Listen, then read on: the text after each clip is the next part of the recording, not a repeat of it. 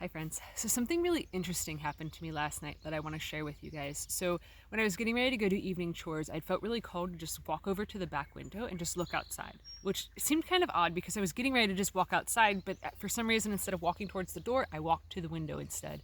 And when I was looking out the window, this mourning dove actually came flying by, almost like crash landing into our backyard. So our house is a major fixer-upper. We still have a random bathtub sitting out back. That's this week's trash project, is to get that busted up to then dispose of it.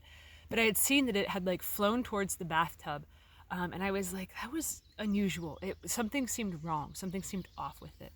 Mourning doves, I've always had a weird affinity for them. They've always made me think of my grandma that passed away recently, her mother. So I've always been, ever since my great grandma passed away, her and I have been very, very, very close together. So I was like, okay, something is going on here. I need to go investigate. So before I did chores, I actually went over to the bathtub and seen that the mourning dove was actually submerged in the water. So I pulled it out, which I'll post a picture on the YouTube community page, because I can post pictures there. So you guys, I found out too that you guys can too, that you guys can interact. So it can be like our own little community, if you guys would like that. But so I had got it out of this bathtub and it was soaking wet, obviously, because it fell in water. But everything seemed to be okay with it. And it kept looking at me like, I'm trying to tell you something. Can you hear me? Are you listening? And I was like, I want to sit with this bird, but I don't have time. So I set it in a safe place and I let it rest there because our ducks and our geese were out and they kept messing with it. And I'm like, I don't want it, it needs to dry so that way its wings can fly again, so that way it can be, safe and return to where it came from.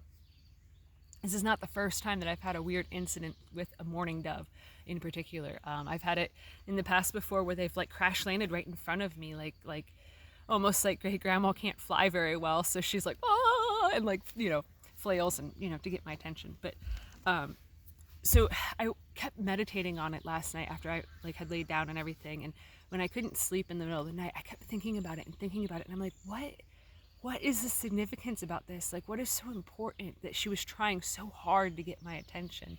And this morning, whenever I was getting chores done and stuff, it hit me. And it felt so incredible because it was like she was telling me all about the wounds of the mother and explaining to me how the wounds of the mother from her mother and stuff. Her father did some really dirty shit in her life that really screwed over her and her husband, my grandma's parents. It screwed over my grandma. It screwed over everybody in that family line. A lot of lies and deceit and taking advantage of had happened in the family line. And it made my great grandma, have to actually run her entire farm during the Depression of being extremely destitute without any help, and basically being stuck in survival mode, stuck in that mindset of, if we don't do this and this and this and this, our entire family will die. We will not have enough to eat. We will not be able to keep warm for winter. We could literally freeze to death. This is not a situation of oh yeah, it's gonna suck, whatever. It was literally they would die if she did not do all of this crazy amounts of work. My great grandma has been with me a lot over the last several years as I've been toiling and working and just working my ass off, trying to accomplish things, trying to work on our own stability, our own safety, our own sense of security. And she's been on me so much over the years of needing to not work so hard, that she'd worked her ass off in hopes that no one in her lineage would ever have to work like this again. My grandma, as she became a mother, because my grandma was the oldest, so she ended up, a lot of the burden, a lot of the weight of everything fell on her. That it was basically her and my great grandma had to make sure that all of the younger children survived, and that they all were kept afloat. So it created this wound of needing to survive and not being able to thrive. When my grandma became an adult, she moved away, moved to a different state, and started a whole new life in Ohio, which is where everything started shifting, everything started changing. She chose herself. And it was a very bold and brave act to do that. Throughout my grandma's life, after getting a divorce from my grandfather, she ended up having to work several jobs while putting herself through college, while being a single mom, while raising children. And she used to talk about how often she used to tell me she has no idea how she did it, how she got through those years, how had the time and the energy, like how she juggled everything, how she just could not fathom how it worked out. Kind of like how I look back at different things that I've done and I go, I don't know how I made it through that. I don't understand. And then I go, oh yeah, it's because I had beings looking out for me. I had help in the spiritual realm. I had magic being weaved and co-created with me. But the lesson of the dove, what my great grandma was trying to get through to me and what my grandmother was trying to get through to me, was that I don't have to work so hard to survive anymore.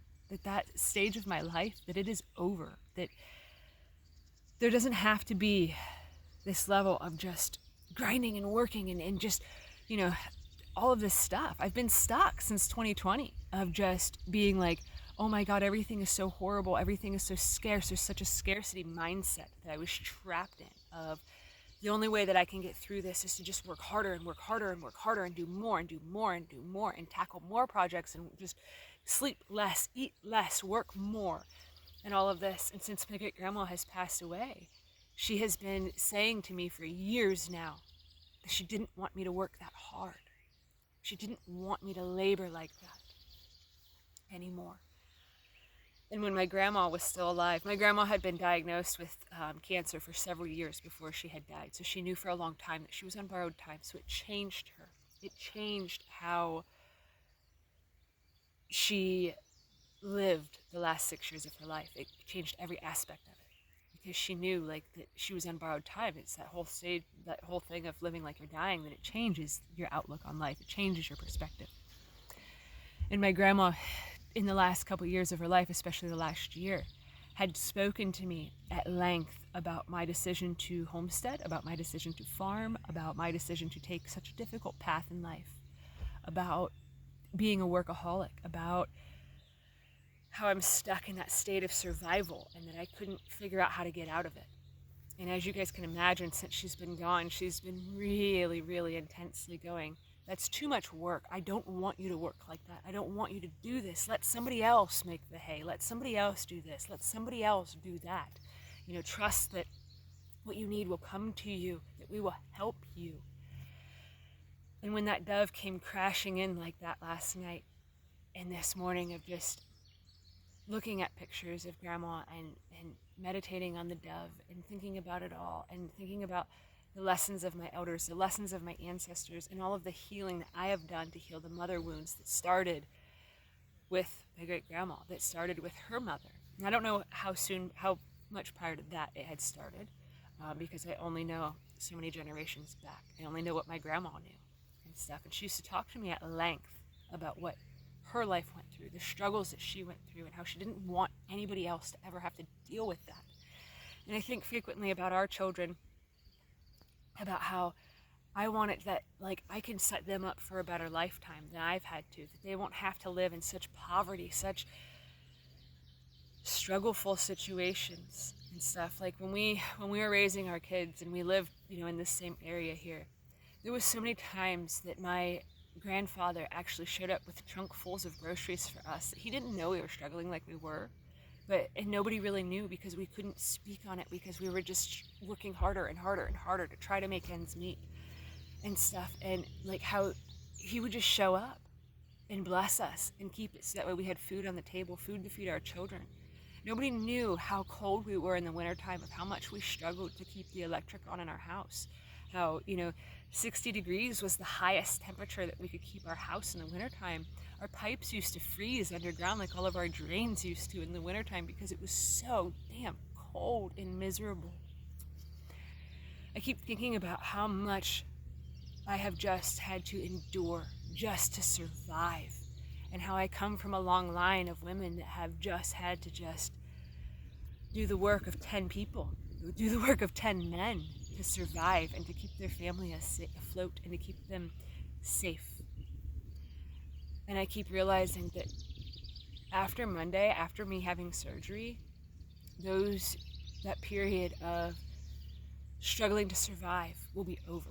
That period of just working constantly so that way I can finally rest, so I can finally learn how to enjoy life, how to live again, that is going to be over, because it's a full stop. It is a full stop. It's just like that dove crash landing in front of me, that it had nowhere else to go, that it needed help, desperately needed help, needed rescued out of the water because it was drowning. That I've essentially been drowning for a long time. And I keep thinking about it and thinking about it, of how, I can just see it in someone else. I can rescue them. I can get them unstuck. I can pull anyone else out of the mud. But I can't even see in my own life when I've been drowning, when I'm stuck in the mud. And I just keep thinking on that, of how Monday changes everything. And I'm really excited. I'm nervous. Of course. But I'm excited because it's like there's a light at the end of the tunnel. And it's just a couple steps away from me right now. It's just a few breaths away. It's just a few sleeps, just a few moments away. And then I can finally rest. I can heal.